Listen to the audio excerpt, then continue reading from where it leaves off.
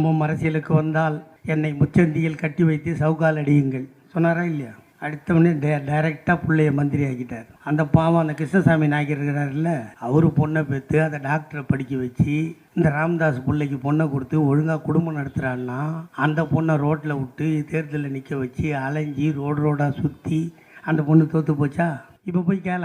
இன்னைக்கு சாயந்தரம் டிவியில் சொல்கிறார், சமூக நீதிக்கும் திமுகவுக்கும் சம்பந்தம் இல்லை, நீ எவனோட சேர்ந்தியோ அங்கே போய் சப்பு, எங்களை கேட்காத, எங்க கூட சேர்ந்த நாங்கள் சொன்னல உன்னை எம்பி ஆகிறது யாரு? அவன் நல்லவனோ கெட்டவனோ பல்லு பழனிசாமி இல்லையா? யார் பெற்ற புள்ளியோ நல்லா இருக்கட்டும். கொஞ்சம் நாளைக்கு துண்டு போட வர்றதில்ல தப்பு இல்லை, அது என்ன தொல்லை பண்ணுற மாதிரி இருக்கக்கூடாது இல்லை?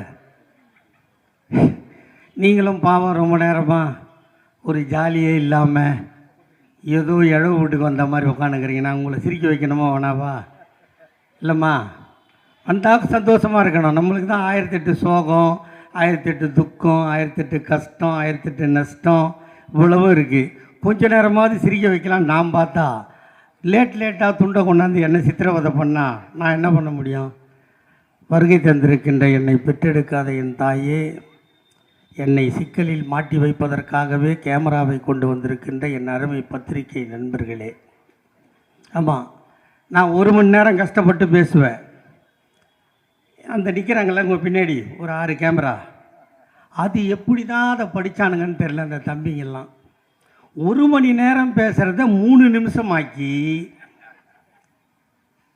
அதில் வேறு தலைப்பு கொடுப்பான், செம கலாய், மரண கலாய். செத்து போகிற மாதிரி யாருன்னா நான் இது வரைக்கும் பேசியிருக்கேன்னா? இந்த மேடையில் இருக்கிற எல்லாரையும் கேட்குறேன், சிரிக்க வச்சுருக்கேன், சந்தோஷப்பட்டு வச்சுருக்கேன்.